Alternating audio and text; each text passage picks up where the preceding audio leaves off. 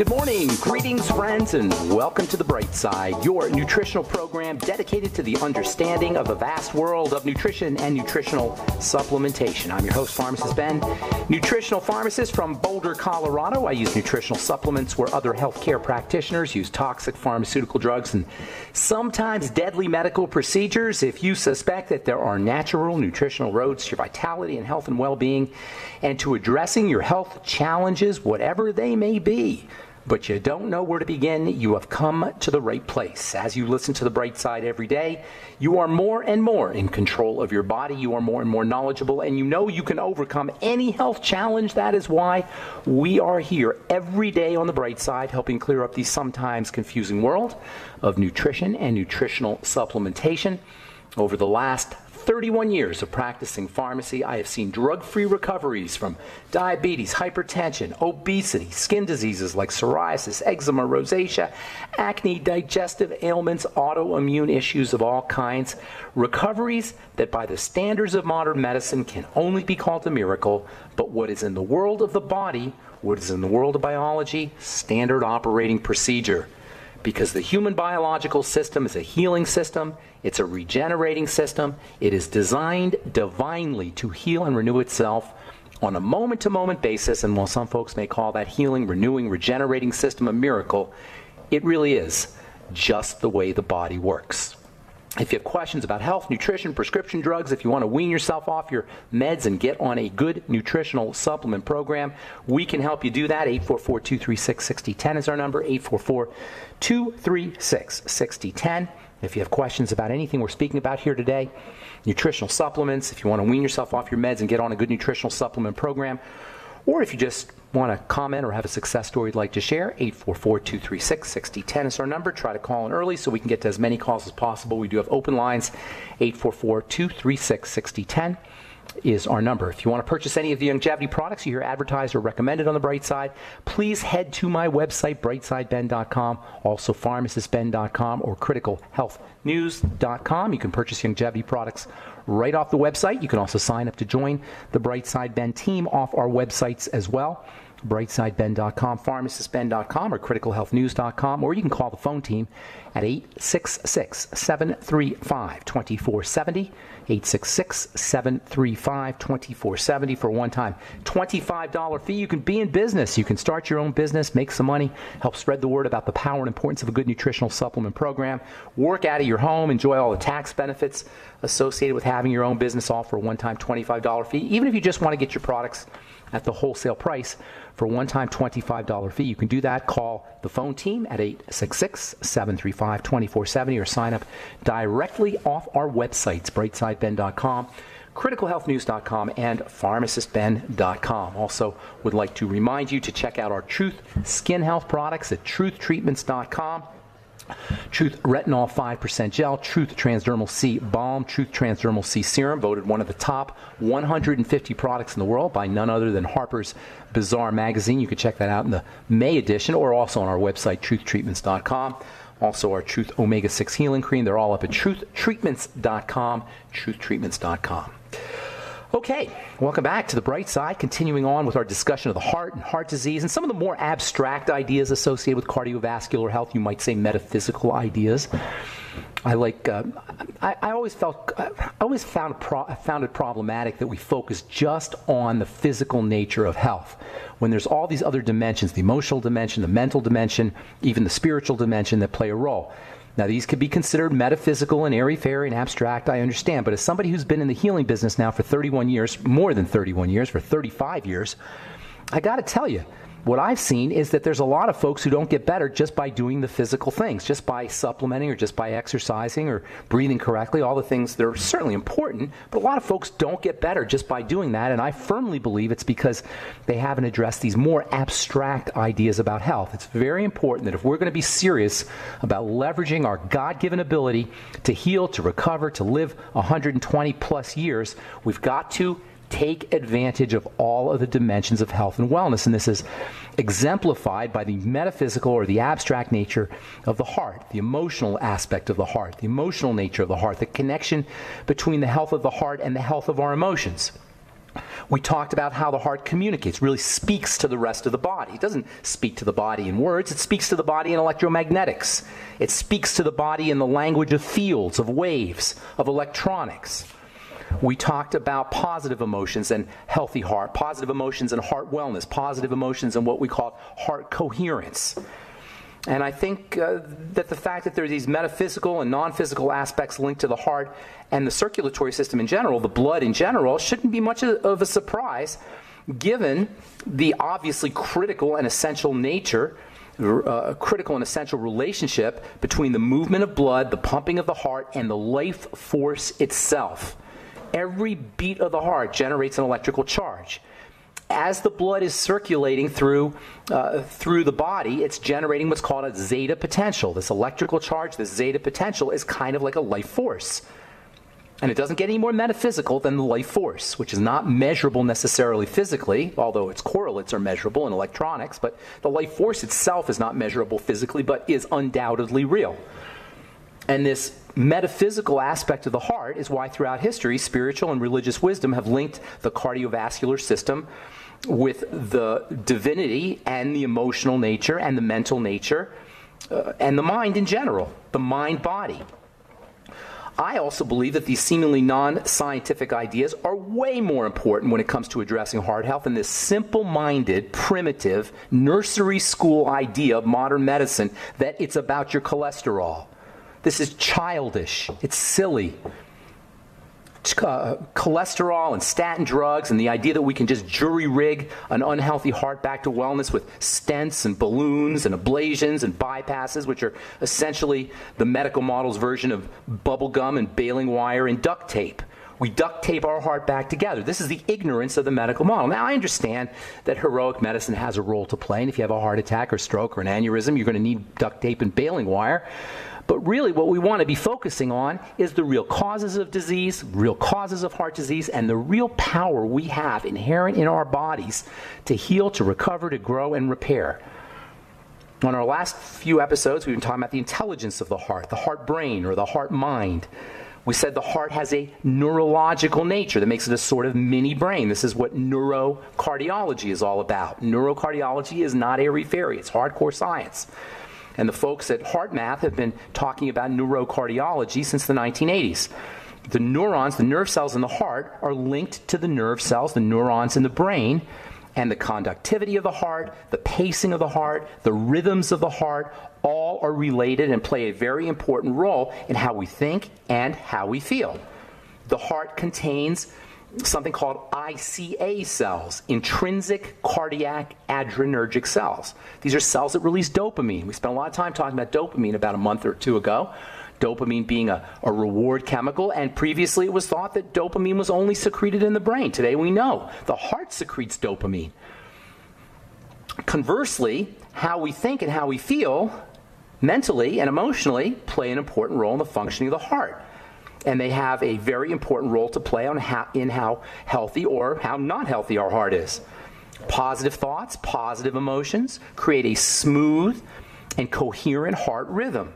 And because the heart is a master conductor that synchronizes all of the other rhythms in the body, all the other rhythms of the structures of the body, and in fact, all of the other rhythms of all the cells of the body. The cells are oscillating in a rhythm too. And the oscillations in the cell's rhythms and the cell's energy, the oscillations in our tissues and our structures, these are all synchronized by the oscillations or the waves in the heart. How we think and how we feel via the heart thus affects every single cell, structure, organ, tissue in the body.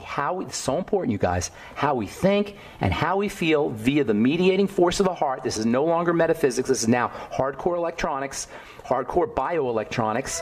How we think and how we feel via the mediating force of the heart affects every single structure, cell, tissue, system in the body.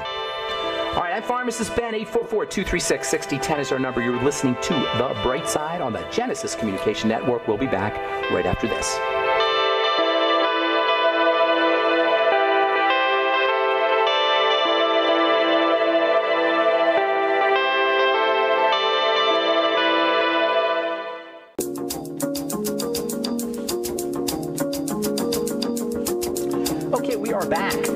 The Bright Side on the Genesis Communication Network. We're on the air Monday through Friday, 8 to 9 Pacific and 10 to 11 Central Time.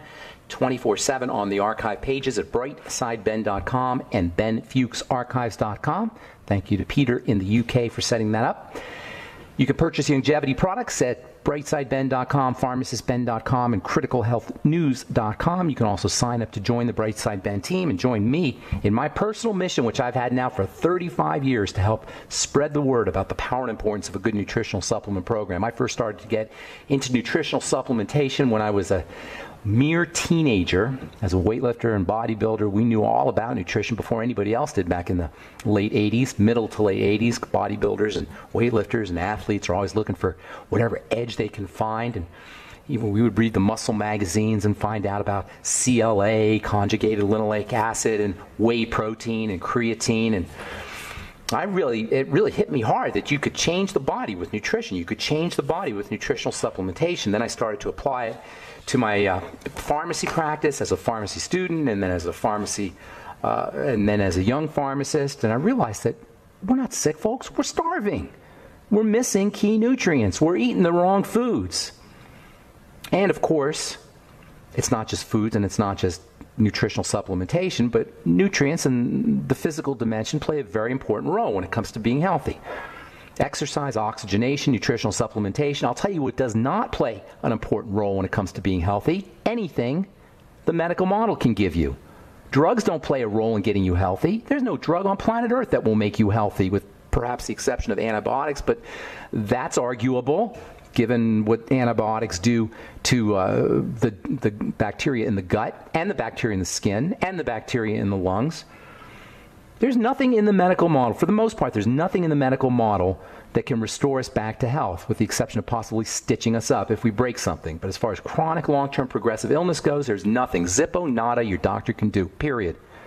This is only in the realm of the divine force through our own personal spirituality, mental nature, emotional nature, and what we do physically. But that's good news, because that frees us from the tyranny of the medical model. No longer is it necessary to interface with the medical model. This is why the government is now mandating, forcing people to interface with the medical model, or at least pay for it through the Affordable Health Care Act, because people are now it's beginning to dawn on people over the last 10 to 20 years, it's beginning to dawn on people that the medical model doesn't work. All right, 844-236-6010 is our number. Got lines open for you. We'll get your calls in our next segment.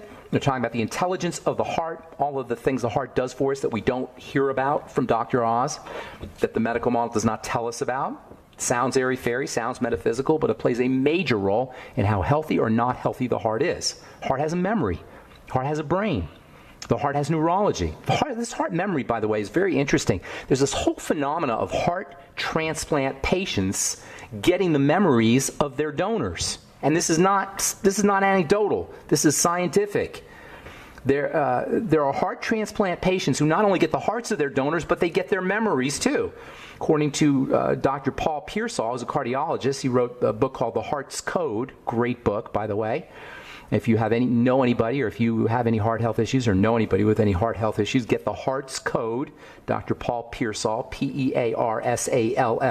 He writes in the book about numerous reports of emotions and memories and experiences being transferred along with the transplanted heart, memories and emotions and experiences being transferred from the donor to the recipient. In the book, The Heart's Code, Dr. Pearsall talks about over 70 heart transplant recipients and describes different stories, various stories, of patients who want to eat foods that they never liked before, or becoming athletic when they weren't athletic before, developing skills that they never had before, all based on the habits and the hobbies and the predilections of the previous owners of the heart. Now tell me how that works if the heart doesn't have a memory, if the heart doesn't have a brain. One very interesting example was this lady named Claire Sylvia, Sylvia. She got the heart from a donor who was an 18-year-old man from Maine. He died in a motorcycle accident. And after her surgery, all of a sudden, Sylvia started to like beer. She never liked beer before. All of a sudden, she started becoming a beer connoisseur. Then she developed this uncontrollable urge to eat fried chicken. And she never liked chicken before. And green peppers. She never liked green peppers. All of a sudden, she loved green peppers. And then she started to behave more aggressively and impulsively, and she'd have recurring dreams about a man named Tim. And she did some research via newspapers and obituaries. Hospitals don't like to tell the transplant or any transplant donors who the recipients are. They like to keep confidentiality. But so she did some research, and she identified her donor, who, guess what? His name was Tim, and he loved beer and green peppers. And she ended up writing a book about this. It's called A Change of Heart. You can get it off Amazon.com. She just details, it's her memoir about her experiences. Another story, this one's told by a guy named Greg Braden, absolutely brilliant biologist, physicist. I think he's a physicist or biophysicist. Greg Braden, written a whole bunch of books about the heart and about the global heart. Got a lot of YouTube videos. Braden, B-R-A-D-E-N, Greg Braden. He tells the story of an 80-year-old woman who got the heart of a 13-year-old boy, and pretty soon she started craving Kentucky Fried Chicken, which she never liked before. And as it turns out, of course, the 13-year-old boy loved Kentucky Fried Chicken. He would eat it almost every day.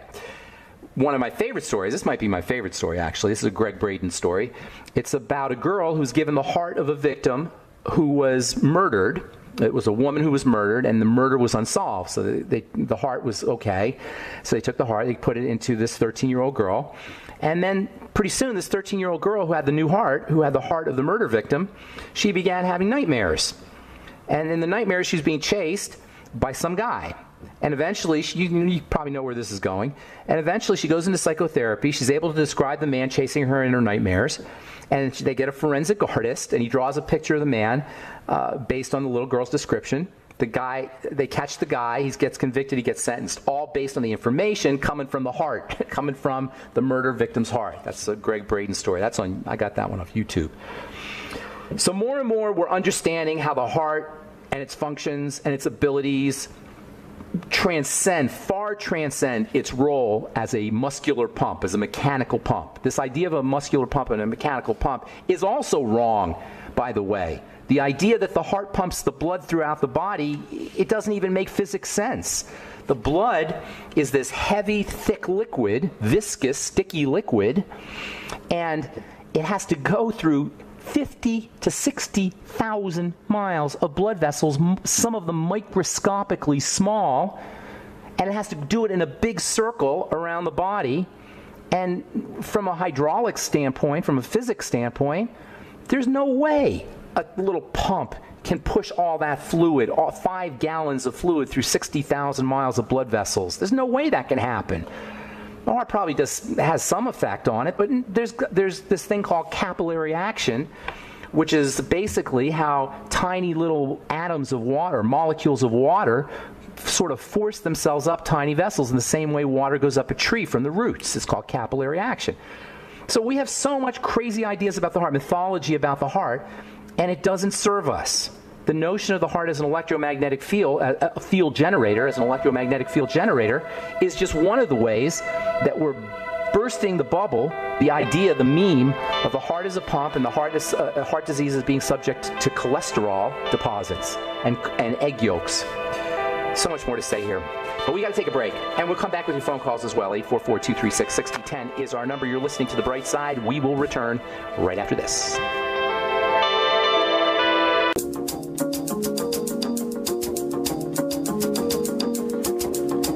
Okay, we are back on The Bright Side. I'm Pharmacist Ben. 844-236-6010 is our number. We do have lines open for you, 844-236-6010. If you have questions about health, nutrition, prescription drugs, if you want to wean yourself off your meds and get on a good nutritional supplement program, if you're on a statin drug and want to get off that statin drug, we can help you. If you have heart health issues, you know somebody with heart health issues, we can help you there as well. 844-236-6010 is our number, and we will get to your calls here in just a moment. From the journal Cell Research, how to trick your heart into thinking you exercise. How do you like that? Now, you don't even need to work out because researchers have discovered that there's a protein called cardiotropin 1, that can trick the heart into growing and pumping more blood just as it does in response to exercise. Interesting. Now you don't have to work out. You just get yourself some cardiotropin 1. At least that's what scientists are looking to do. See, when you exercise, your heart grows. When you exercise, your heart gets stronger. When you exercise, you get more blood vessels You get more collateral blood vessels that create natural bypasses to oxygenate the heart. When you exercise, your heart is healthier. Could it be that our epidemic of heart disease is more about our sedentary lifestyles than it is about cholesterol? Very good chance. Well, now you can get yourself some cardiotrope, and you don't even have to go to the gym. Actually, you still have to go to the gym because this stuff's not out yet. They just started doing this research. This is from today, actually, August 8th, 2017. All right, prostate cancer cells become shapeshifters to spread to distant organs. This is from the July 26th issue of Nature Communications. This is so fascinating because what it says is that cancer cells do whatever they need to do to grow. A cancer cell is an unbelievable thing. A cancer cell is a normal cell that is so freaked out, that is so starved and suffocated and toxic, that it is now in coping mode. A cancer cell is a coping cell. It's a cell that is coping with a toxic, starved, and suffocated environment. And this is how cool the human body is. This is how cool the life force is. When a cell is starved and suffocated and toxic, it will shapeshift. It will actually turn into a different form of life. It will actually become a bacteria, or more like a bacteria than a human cell. A cancer cell is a cell that is so at its wit's end, it doesn't know what the heck else to do. It now becomes a different type of cell. It shapeshifts and becomes similar to a bacterial cell that grows and grows and grows. One of the differences between a bacterial cell and a human cell is human cells listen to their neighbors. Human cells are interested in the group. Human cells are interested in the organism of which which is composed of them. Bacterial cells don't have such a group. Bacterial cells only care about themselves. Bacteria live by themselves. They live in colonies sometimes, of course, but they don't form organs. They don't form large systems that we know of. Bacterial cells are individual cells, while human cells are group cells.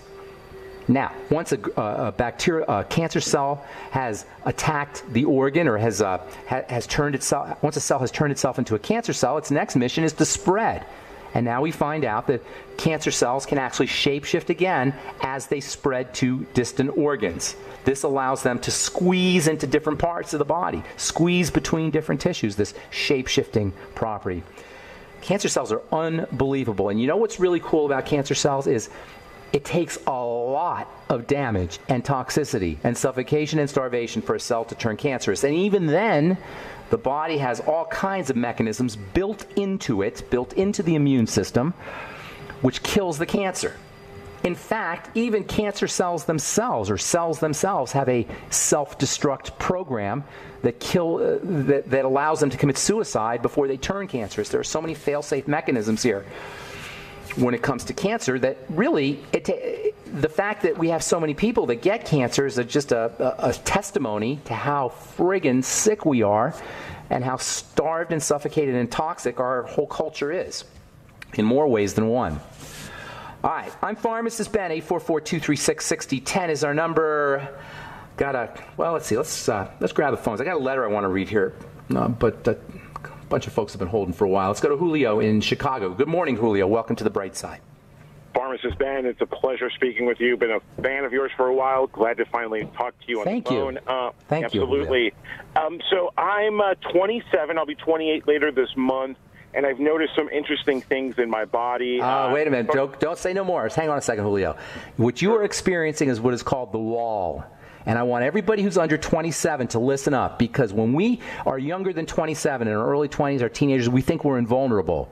And then around 27 or 28, what's happened to you, Julio, happens to everybody. Ask anybody who is older than, say, 30 or 32 or 33, and they will tell you there's this thing called the wall, and that's when your entire body starts to change. And where things you used to be able to do, you can't do anymore. You start to notice things. You start to feel weird pains and aches and start to lose your hair, and all kinds of changes start to accrue. And it sounds like you, Julio, have hit the wall. So I think I've hit the wall. I've noticed like baldness on my chest hair, arms, and my hair. So I'm wondering, shocking. Is it like an autoimmune issue? Is there something wrong that I need to do? No. Here's the dealio. Here's the deal. You said you're losing some hair on the chest, also on your head, right? Correct. Well, mainly on my chest. It's like two noticeable like patches of bald on my chest. That is not a hair loss problem, because hair you usually get more hair on your chest. So that's not necessarily a hair loss problem. That's a little bit different. The hair loss that occurs to most people, or a lot of guys, when they're in their 20s, in their late 20s, 27, 28, 29, when they hit the wall, is in the head. What you're experiencing is actually something different, because you should be getting more hairy. That's what happens to guys as they get older. They get hairier. They don't lose hair on their chest. You know what I'm saying? Yeah, so absolutely. Yes, but okay. So here's how you handle this, Julio. What else is happening in your body? You don't just lose hair on the chest. Now, you may have the other things that are going on in your body may be subtle, but they're there, because this is a secondary issue, hair loss in the chest. There's got to be some primary issue underneath, and if you've been listening to the program, you know what I'm going to say. It's going to involve digestion, it's going to involve blood sugar, and then it's going to involve cortisol, and then ultimately the thyroid. So all of those... Yeah, I have low energy levels for myself. There you go. Digestive problems are not where it used to be. There you go, my friend. I think a little irregular heartbeat. So it's other stuff that I'm noticing as well. So that's where you're going to work. That's where you're going to work, and starts with the digestive system. So here's the thing. Chances are pretty good, because you're young. You're still young, of course, but you're a teenager. You're in your 20s. You could drink whatever you want to drink and eat whatever you want to eat and smoke whatever you want to smoke, and then go to work the next day and then do it all again, the following evening, et cetera, et cetera, et cetera. That can no longer happen. What you got to start doing is start working, number one, on your digestive system. Do a Swero V cleanse. If you're doing longevity, get the Swero V. Even if you're not, call 866-735-2470. Get some Swero V. Do a Swero V cleanse. Food diary, elimination diet. You got to start to eliminate problem foods. Now, you got decades ahead of you of life. It's not like you're going to die tomorrow or fall apart tomorrow, but you're going to gradually fall apart. It'll be subtle at first. It'll be, it'll be nothing that is going to be dramatic, probably. Praise God, hopefully, but they'll be there. You'll start to notice little things. So it's important that you, sooner rather than later, I'm not going to tell you it's like urgent at this point, but sooner rather than later, you start to address your digestive issues. The next thing is the blood sugar issues, and this has a lot to do with your manliness, because there's a very important relationship between insulin resistance and a lack of manliness. And manliness, I'm talking not just for men, for women too. I'm talking about drive, I'm talking about energy, I'm talking about growth and muscle growth and repair. Hang on, Julio, we'll finish up when we come back, okay? Thank you. All right, I'm Pharmacist Ben. 844-236-6010 is our number. We'll return right after this.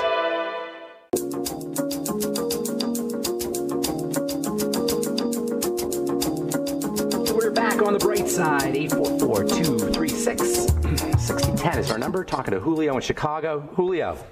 Yes, everything you're describing is what we all have to do. 28 or not, sick or not, healthy or not, whatever. These are all the things we all have to do.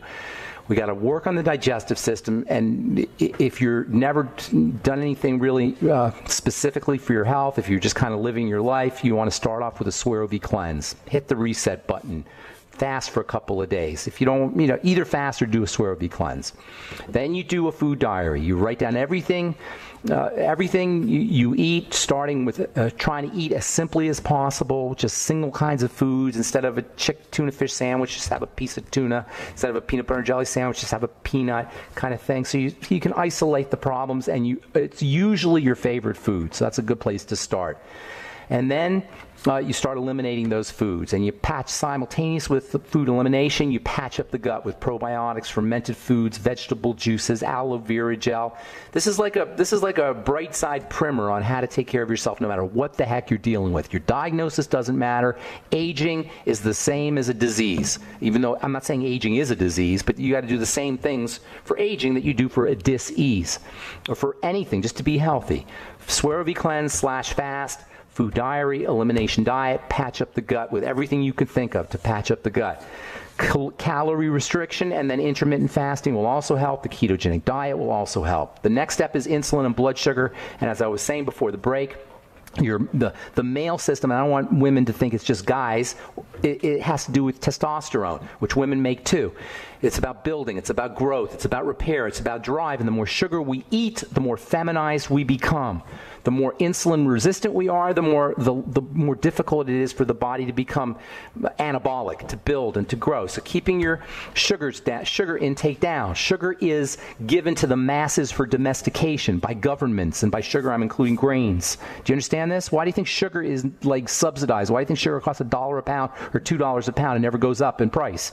It's because sugar is given to the masses to domesticate. We are domesticated by sugar and by bread and by grains. And by domestication, I mean we become weak, we become sick, we become sedentary, we become fat, we don't think clearly, all the things, and sick and diseased, all the things that we deal with. So keeping your sugar intake under control and sensitizing your body to insulin is critical. And you could do that obviously by not eating those kinds of insulin spiking foods, but also using nutrients like zinc and the B complex and protein and omega fats. And all of the nutrients, interestingly, that help your body process sugar are also building nutrients. They're nutrients that are important for the building process. Niacin, vitamin B3, arginine, taurine, these are amino acids. Anything you do for blood sugar from the direction of not eating the stuff and from the direction of helping your body process the stuff. And selenium, I forgot about that one. That's also important. More fiber is another great strategy for helping your body process and for reducing sugar intake or sugar cravings, and for helping your body deal with sugar. And then, this is so important, Julio, what I'm going to say here, relax. We got to relax the body, lighten up, psychologically, emotionally, mentally, spiritually. We got to feel safe. Under conditions of lack of safety, the body will not grow and repair maximally to the degree that we're out of safety. If we're completely out of safety, growth shuts off. Ask anybody who's taken prednisone for a long period of time. One of the classic side effects of prednisone is bone deterioration, tissue deterioration, collagen deterioration while we get fat. If you want to know, if you want a classic example of how our bodies decay and deteriorate, just look at the side effect profile of prednisone. You know what I'm talking about, Julio, the drug prednisone? No, I've never actually heard of that drug. Prednisone I usually stay away from those drugs. Okay, prednisone is a medication that is given to duplicate cortisol when you're inflamed or you have an allergy or an allergic reaction of some kind. So they give you prednisone, which is basically cortisol. And the side effects of prednisone, which are notorious, it's known as one of the most toxic drugs of all, and that's saying something. The side effects of prednisone are like what happens to us when we age. So that gives you proof positive that, of the relationship between stress hormone and aging, or stress hormone and disease, and stress hormone and bodily deterioration. Relax stress hormone. Now, psychological and emotional stuff, absolutely, but there's also physiologic reasons why cortisol goes up. Oxygenation, for example, will make cortisol go up. Too much body fat will make cortisol go up. Of course, sugar and digestive toxicity will make cortisol go up too. So relaxing the body, using anti-cortisol supplementation, pregnenolone, we talk about that all the time on this program, progesterone cream for men as well as for women, selenium, vitamin A, vitamin E, all of these have an anti-stress hormone effect. Essential fats. So using all of your nutritional supplements to balance out cortisol, and make sure you're practicing deep rhythmic breathing, deep, slow, rhythmic breathing, as well as a little bit of exercise. Julio, I got to motivate. I hope I helped you out, buddy, and thank you for the kind words. I appreciate it. Thank you for everything. Thank you. All right, take care, man. Have a great day. All right, let's go to Glenn in Texas. What's up, Glenn? Good morning. Welcome to the Bright Side. Hi, how are you today? I am good. What's going on, my friend? Well, I wanted to call you. A friend of mine recommended I call you. Her name is Paula Purcell. She also lives down here in Houston. And my son spoke with her the other day and said that she had made a lot of progress with an autoimmune condition she had. Well, wait, hang on a second, Glenn. She called me already? I've spoken to her on the phone? Yes, sir. I believe you have. She said you may remember, you may not. Her name is Paula. Okay. Okay, well, hang on before you continue. What was her autoimmune disease? Do you know? You know what? She didn't tell me. Okay, no worries. And I gave her a protocol? Yes, sir. And it helped her? I believe so. Yes, well, that's good news. I like hearing that. So go ahead. Yeah, well, I thought maybe you had talked to her, you remembered her. But anyway, you know, I talk to so many people on the phone, it's hard for me to keep track. I'm sure if I talk to her a little bit, I'll remember. But the protocols I gave her for autoimmune disease, guess what, Glenn? They're the same. It doesn't matter whether it's multiple sclerosis or or it's hypothyroid, or Hashimoto's thyroid, or it's type 1 diabetes, pancreatic autoimmune disease, whatever. It doesn't matter. It's the same stuff. The diagnosis doesn't matter. Only specialists care about special diagnosis because they get paid that way, and it's not fair. They don't do anything to help anybody. Go ahead, real quick, Glenn, because I'm going to run out of time. I've dealt with a nephrologist. I have mine is called Wegener's. It's very rare. Yeah, I know all about Wegener's. Okay. So here's the deal. First of all, we only got about a minute, so I can't really go into the whole deal with Wegener's. But first of all, how old are you? I'm 59. You're 59. So did you just get diagnosed with it, or you had something going on for? Last fall. All right. So Wegener's is just an immune problem. They call it a granuloma. It's like a vasculitis in the kidney. Right. You have it in the kidneys, right? Right. It's an inflammation of the blood vessels. It's an inflammatory condition of the blood vessels, and it probably has to do with the immune system attacking them. It could also involve deterioration and degeneration of the blood vessels. But that makes perfect sense because the blood carries all the dirt. The blood carries all the toxicity. The blood is dependent on oxygenation, and once the blood becomes toxic and sludgy, it's very easy to get blood diseases and granulomas and vascular diseases. So basically they name it, and you think you have Wegener's, but you really just have messed up circulatory system. You see the difference?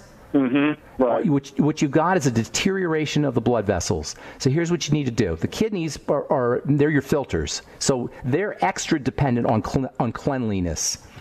Because if the blood is toxic, that's bad enough. But then when it goes through the kidneys are they're made up of very, very tiny blood vessels. They're highly subject to damage. And this is why kidney disease is so epidemic. So you got to first and foremost clean your blood. The blood gets dirty. How does the blood get dirty? From food, right? Have you listened to this program before, Glenn? This is my first time. All right, you got to focus on food. The blood gets dirty from food. That's the main way. Now, if you're injecting things through the skin, that's another story. I'm assuming you're not doing that. So It's food. Food. Now, that means just run the archive back of what I just told Julio. It's the same thing. Focus on food. Do you see how our bodies break down generically? It's not a special issue. So you got to focus on food, do the Swear-V cleanse, food diary, elimination diet, the whole story. You're going to need to focus on sugar. Sugar destroys blood vessels. Sugar destroys a lot of things, but especially blood vessels when it becomes elevated. If you're 59, the odds are 99 to 1 that you've got dysglycemia, i.e. messed up blood sugar. Are you diabetic? Have you been diagnosed that way? No, sir, I have not. Okay, so consider yourself a diabetic, all right? Treat yourself like a diabetic. Do all the low sugar things we just talked about with Julio. Use nutritional supplementation. You know, it's the same thing, and I'm out of time. If you like, why don't you send me an email, ben@ksco.com, put your phone number, and I'll call you back, okay? Okay, I'm sorry, what's your email again? Ben, B-E-N, at K for King, S for Sam, C for Cat, O for Oscar.com. Okay. All right, give me a couple days too. All right, buddy. Thank you for your call, Glenn. You guys, do you see all our diseases are the same thing, and once we nail that down, we will be free from this medical model that has enslaved us. All right, I'm Pharmacist Ben. 844-236-6010 is our number, and I guess that doesn't matter, does it? We'll be back tomorrow on the bright side. Have an awesome, wonderful, beautiful, spectacular day. We'll talk to y'all later. Bye for now.